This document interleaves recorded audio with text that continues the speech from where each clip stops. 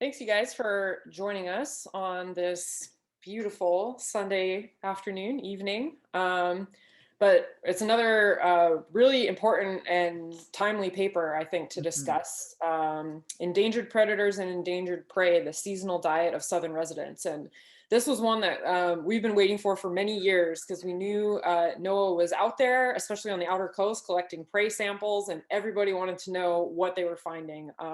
So this was a long awaited paper. And the reason that this study is really important is because previous diet studies on the southern residents focused just on the summer months and primarily when they were in the Salish Sea, so kind of from May through September. And we sort of suspected, that Chinook salmon were important to them for the rest of the year. But there was a lot of questions about which stocks and do they diversify their diet and what other species might they be eating, both in the Salish Sea and when they're on the outer coast for the rest of the year.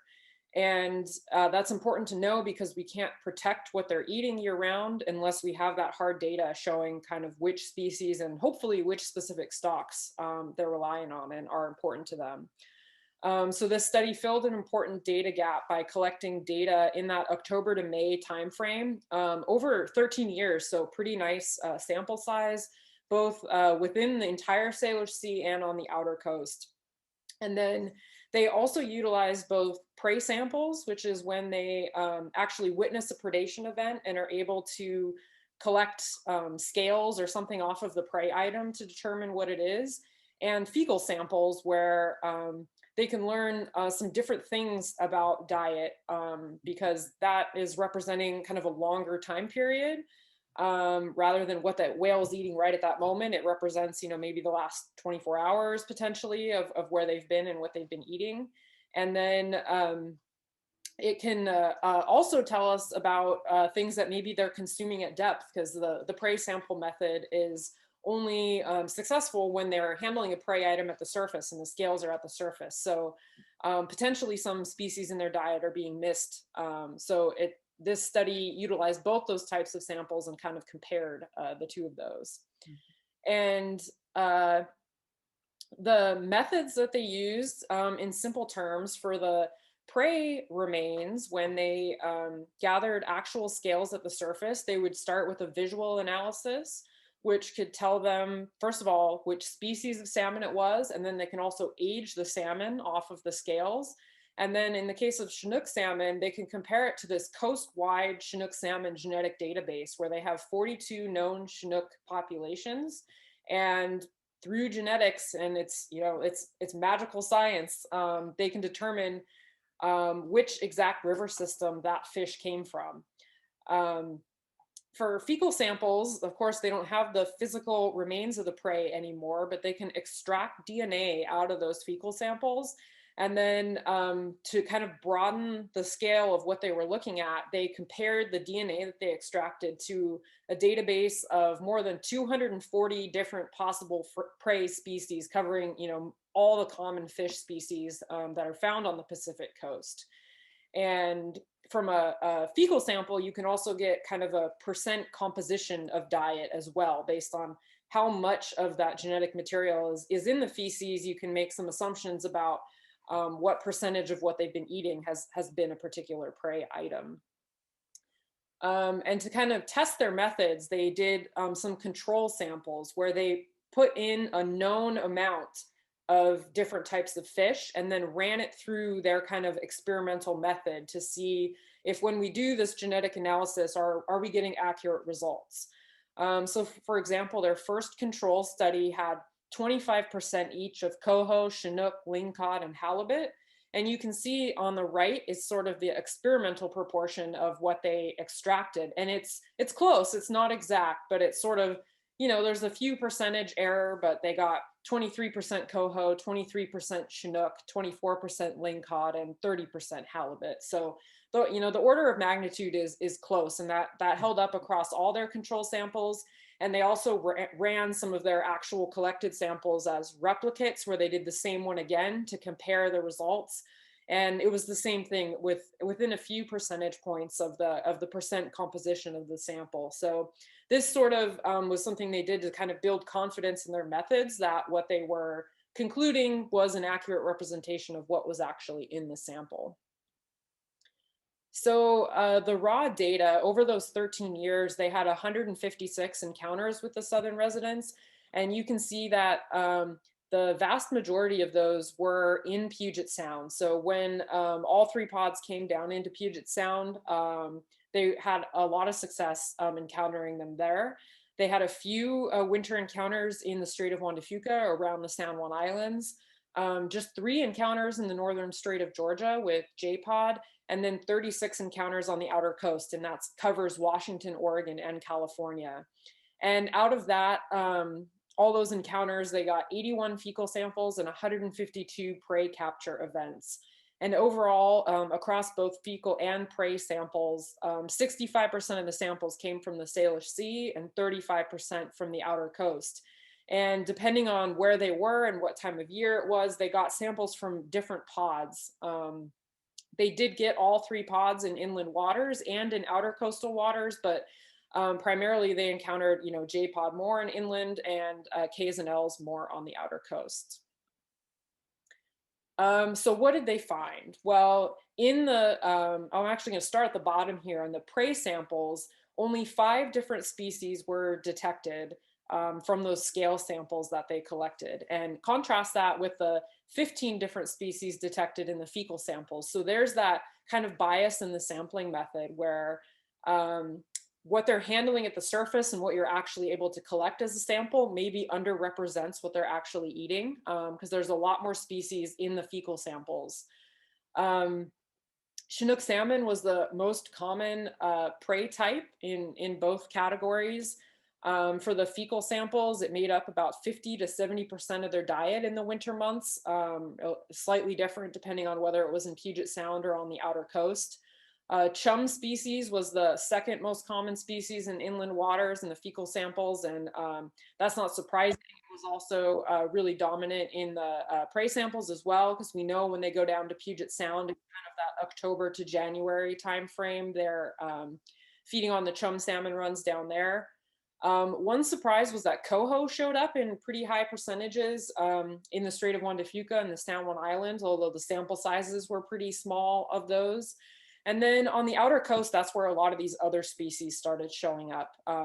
Steelhead, halibut, and lingcod, skate, and some of the other salmonid species were only found in those outer coast fecal samples. So Chinook salmon, not surprisingly, is an important part of their diet year round. It kind of ranges from 50% to 100% of what they're eating, depending on the time of year and where they are. And so using that kind of coast-wide genetic Chinook database, the big question, of course, is which stocks are they relying on, right? What fish are they eating?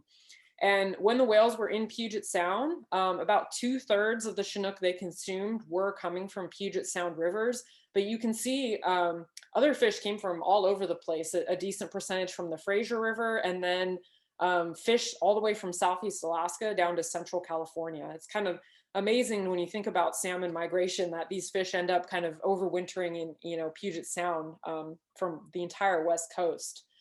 The outer coast samples were skewed a little bit differently. The Columbia River made up or more than half of the samples, and that's not surprising. Ks and Ls especially spend a lot of time near the mouth of the Columbia River in the winter and early spring.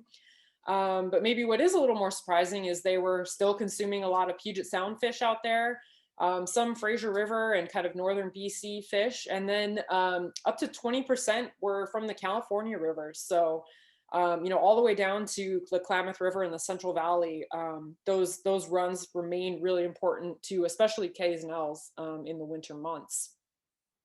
So what it gives us is kind of this picture of what the seasonal diet is starting to look like. And if you walk through this graph, so each miniature graph represents a different species, and you have the entire calendar year on the bottom from October to October, a little bit odd there. And then On the vertical axis, you can see what percentage of the diet is made up of that species. So starting at the top and looking at Chinook salmon, you can see that in the fall, when the whales are down in Puget Sound, Chinook's making up only about half of their diet, with chum salmon on the graph below making up most of the other 50%.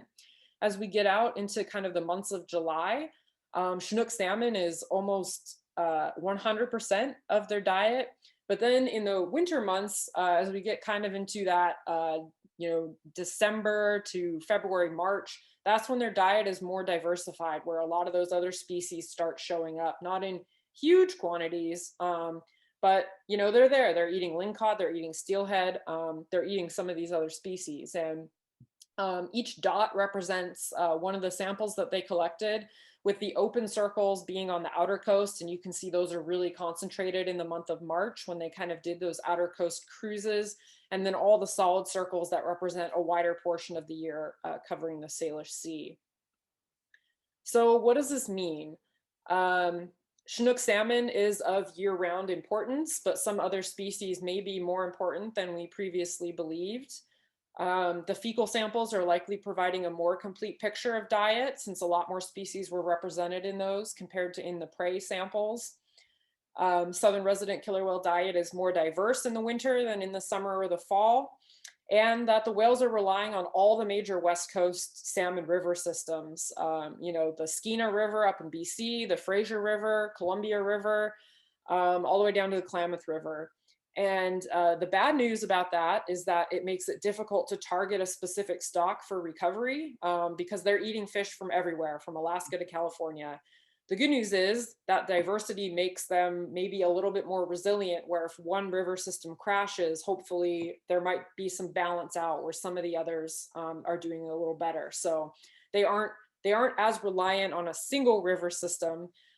Is both good and bad, because it makes it more difficult. We really need to recover Chinook coast-wide, but it might help them because they can rely on different rivers in different times of year and in different years, depending on how things are going. So that's still, any good study kind of raises as many questions as it answers, and this one is no different. And I just threw some up here that I'll run through real quick, and these are kind of good topics for discussion as well. But one thing that really remains is a question of what J-pod is eating in the winter. They only had 3 samples of jays in the northern Strait of Georgia, and we know that they're spending a lot of time up there in kind of the January through March timeframe. Based on where they are geographically, we suspect they're eating a lot of winter blackmouth, which are kind of the resident Chinook that sort of stay in inland waters. But again, without that hard data, that's hard to prove. Another question is, are the northern residents potentially outcompeting the southern residents because they access a lot of these fish runs first? The question of hatcheries, because they're undoubtedly eating a lot of hatchery fish. And so do we boost hatchery production to supplement their diet? But then that potentially has trade-offs in the impacts on wild salmon. Another important question is, do these results show what a healthy southern resident killer whale population should be eating? Because from 2004 to 2017, when these samples were collected, the population was declining. So this may not be a strong indicator of what we want these whales to be eating, or what they were eating historically. And then also some people are pointing to the results of this study to say, does this mean they'll switch prey if needed? Okay, they're going to eat lingcod and they're going to eat halibut, so salmon recovery is maybe less important. And that loops back into the previous question of, well, what are they, what do they evolve to eat, and what does a healthy growing killer whale population eat? And that may not be the same thing here. And then one that I didn't put up there that just occurred to me as well is that they're really changing what they're doing. What they were doing in 2005 to 2010 is not what they're doing now. So even their summer diet has probably shifted pretty significantly, because they're no longer in the Salish Sea, and what they're eating in the summer has probably changed. So there's a lot of fodder for discussion there. Kind of open it up for any first comments or questions, and then maybe we can kind of walk through some of these in further detail.